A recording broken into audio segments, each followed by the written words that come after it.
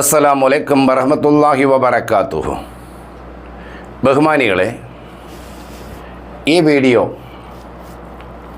ഇലാജുൽ ഖുർആൻ്റെ എല്ലാ അംഗങ്ങളും മെമ്പർമാരും പ്രത്യേകം കാണണമെന്ന് ആദ്യമേ ഓർപ്പെടുത്തുകയാണ്. കാരണം ഞാൻ വളരെ വ്യക്തമായി നമ്മുടെ ഗ്രൂപ്പിൽ ഒരു വിഷയം 2 ആഴ്ച മുന്നേ ഞാൻ അവതരിപ്പിച്ചിരുന്നു.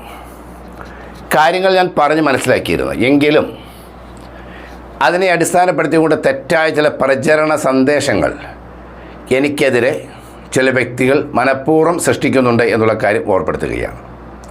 വിഷയം പറയാം. കഴിഞ്ഞ ഓഗസ്റ്റ് മാസം 15-ാം തീയതി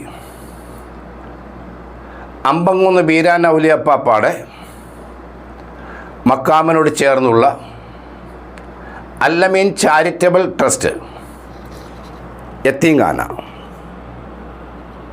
ആ യത്തീംഖാനയിലെ വിദ്യാർത്ഥികളുടെ സ്വാതന്ത്ര്യ ആഘോഷവുമായി ബന്ധപ്പെട്ട പരിപാടിയിലും അന്ന് സൂഫി ഇസ്ലാമിക് ബോർഡിൻ്റെ നേതാക്കന്മാരെല്ലാം അവിടെ പങ്കെടുക്കുന്ന ഒരു മീറ്റിംഗ് ഉണ്ടെന്ന് എന്നെ വിളിച്ചറിയിച്ച പ്രകാരം ഞാൻ അവിടെ പരിപാടിയിൽ പങ്കെടുത്തു. സ്വാഭാവികമായി അവിടെ മറ്റു വിഷയങ്ങളൊന്നും സംസാരിച്ചില്ല.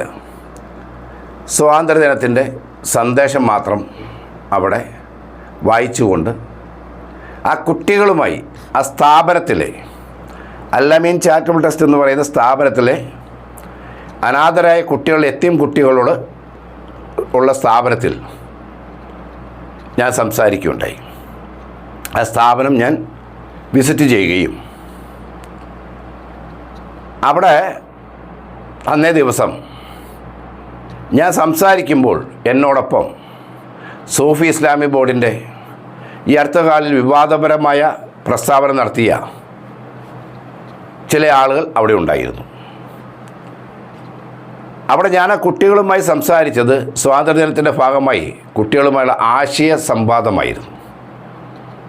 അവിടെ ആ കുട്ടികൾ, ഞാൻ വളരെ ആത്മാർത്ഥമായി അയാൾ സംസാരിക്കുകയും കുട്ടികൾക്കൊരു മോട്ടിവേഷൻ എന്ന നിലയിൽ അവിടെ ഈ വരുന്ന SSLCയിൽ ഏറ്റവും കൂടുതൽ A+ വാങ്ങുന്ന കുട്ടിക്ക് ഞാൻ പാരിതോഷികം നൽകാമെന്നും +2 പാസ്സാവുന്ന കുട്ടിക്കും പാരിതോഷികം നൽകാമെന്നും ഞാനവിടെ പ്രഖ്യാപിക്കുകയും അന്നേ ദിവസം അവിടെയുള്ള അന്തേവാസികളായ കുട്ടികൾക്ക് അവരുടെ ആഗ്രഹമനുസരിച്ചുള്ള ഭക്ഷണം, അവരിഷ്ടത്തിലുള്ള ഭക്ഷണം അന്ന് അവിടെ നൽകാൻ ഞാൻ തയ്യാറാവുകയും ഞാൻ ചെയ്തതാണ്.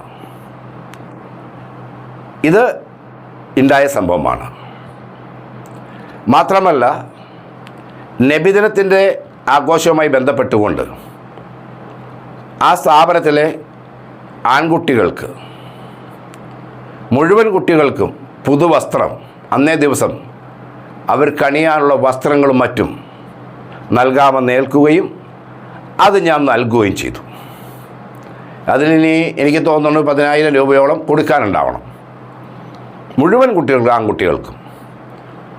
ഇത്രയും ഞാൻ അവിടെ ചെയ്തതാണ്. ഇതൊന്നും ആരെയും പിരിവെടുത്തിട്ടോ ആരെയും പൈസ വാങ്ങിച്ചിട്ടോ സംഭാവന ശേഖരിച്ചിട്ടല്ല, ഞാൻ എൻ്റെ കയ്യിൽ നിന്ന് കൊടുത്തതാണ്. ഞാൻ കൊടുത്ത് പറയാൻ വേണ്ടിയിട്ടല്ല ഇപ്പോൾ ഈ വീഡിയോയുമായിട്ട് വന്നത്. പക്ഷേ അവിടെ ആ പരിപാടിയിൽ പങ്കെടുത്തപ്പോൾ സൂഫി ഇസ്ലാമിക് ബോർഡെന്ന് പറഞ്ഞപ്പോൾ രംഗത്ത് വന്ന ചില സൂഫികൾ അവിടെ ഉണ്ടായിരുന്നതിനോടൊപ്പം അതിൻ്റെ പേരിൽ എന്നെയും അവരെയും ഉൾപ്പെടുത്തിക്കൊണ്ട് തെറ്റായ ഒരു സന്ദേശ പ്രചരണം വ്യാപകമായി നടക്കുന്നത് അറിയാൻ സാധിച്ചു. അത് എന്നോട് ശത്രുതയുള്ള ആളുകൾ, എന്നെ ശത്രുപക്ഷത്ത് നിർത്തി കാണുന്ന ആളുകൾ, നമ്മുടെ ഗ്രൂപ്പിലുണ്ടായിരുന്ന പഴയ ആളുകൾ തന്നെയാണ് അത് അവരൊരു ആഘോഷമാക്കിക്കൊണ്ടിരിക്കുന്നത്. ഇത് എവിടെ നിന്നാണ് ഇവർക്ക് ഈ വീഡിയോ കിട്ടിയത്? ഞാനും അവരുമായിട്ടുള്ള ഈ കുട്ടികളുമായി ഞാൻ സംസാരിക്കുന്ന കുട്ടികൾക്ക് ഞാൻ കൊടുക്കുന്ന ആ മോട്ടിവേഷനുമായി ബന്ധപ്പെട്ടുകൊണ്ടുള്ള ക്ലാസ്സിൻ്റെ വീഡിയോ എവിടെ നിന്നാണ് കിട്ടിയത്? എൻ്റെ ഫേസ്ബുക്ക് പേജിൽ നിന്നാണ്. എൻ്റെ ഫേസ്ബുക്ക് പേജിൽ ഞാൻ ആ വീഡിയോ പോസ്റ്റ് ചെയ്തിരുന്നു. പക്ഷേ അവിടെ വെച്ച് ഈ സൂഫി ഇസ്ലാമിക് ബോർഡിൻ്റെ പ്രസിഡൻ്റ് ഉൾപ്പെടെയുള്ള ആളുകൾ എന്നെ അതിൻ്റെ സെക്രട്ടറി സ്ഥാനത്തേക്ക് നിർദ്ദേശിക്കുകയുണ്ടായി.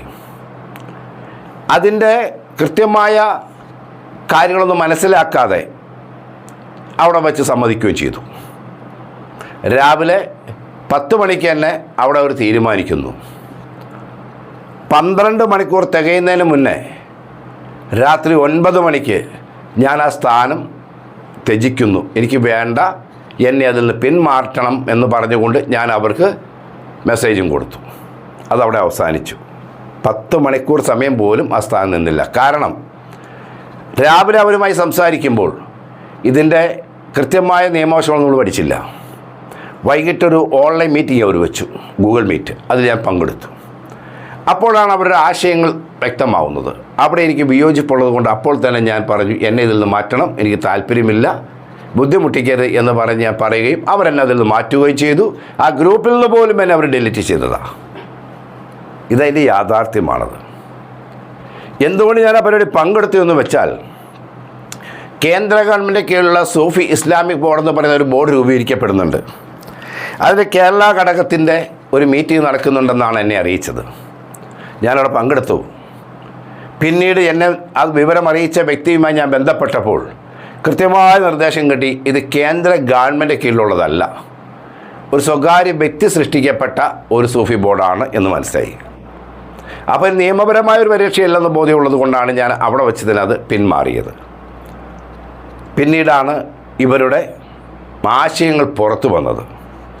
ഇവരുടെ ആശയങ്ങൾ പുറത്തു വരുമ്പോൾ ഞാനതിൻ്റെ ഭാഗമല്ല, ഞാൻ യാതൊരു ബന്ധവുമില്ല. പക്ഷേ എന്നെ ഇപ്പോൾ അതുമായി കൂട്ടിക്കെട്ടിക്കൊണ്ട് നമ്മുടെ ഗ്രൂപ്പിലുള്ള ഓരോ ആളുകൾക്കും, ഓരോ നേതാക്കന്മാർക്കും, സയ്യിദന്മാർക്കുമെല്ലാം അതിൻ്റെ വീഡിയോ മാത്രം അയച്ചു കൊടുക്കുകയാണ്.